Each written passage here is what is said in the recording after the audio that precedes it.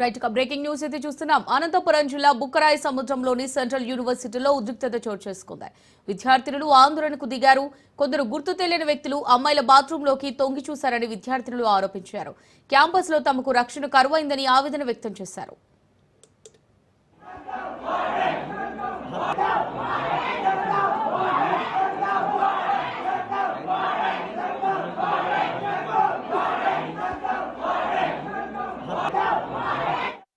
ఆదివారం రోజు అర్ధరాత్రి 12 గంటల సమయంలో విద్యార్థులు రోడ్డెక్కి నిరసన తెలియజేయడం జరిగింది. ప్రధానంగా ఏదైతే యూనివర్సిటీకి సంబంధించినటువంటి కాంపౌండ్ ప్రాంగణంలో విద్యార్థినులకు సంబంధించినటువంటి టాయిలెట్స్ అదే ఇతర సంబంధించినటువంటి చోట్ల ఇతర వ్యక్తులు వచ్చి అక్కడ వీక్షిస్తున్నట్లు, బాత్రూమ్ సంబంధించినటువంటి చోట వీక్షిస్తున్నట్లు, దాంతో పాటు అక్కడ వాళ్ళకి ఇతర వాళ్ళ నుంచి ర్యాగింగ్, యూటీజింగ్ సమస్య ఉంది అని ఆ సమస్య పరిష్కరించాలని అర్ధరాత్రి విద్యార్థులు రోడ్డు ఎక్కడం చాలా దౌర్భాగ్యమైనటువంటి విషయం.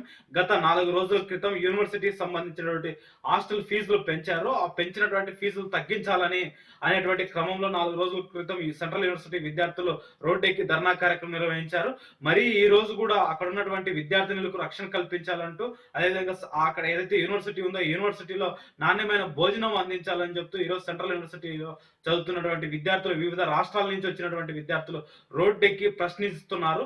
ఆ ప్రశ్నలకు సమాధానం చెప్పలేక యూనివర్సిటీ వీసీ గారు పోలీస్ యంత్రాంగాన్ని ఉపయోగిస్తూ అక్కడున్నటువంటి విద్యార్థులపై లాఠీలతో భయపెట్టేటువంటి ప్రయత్నం చేస్తున్నారు. ఇది సరైనటువంటి ధోరణి కాదు. ఏదైతే సెంట్రల్ యూనివర్సిటీలో సమస్యలు ఉన్నాయో ఆ సమస్యలను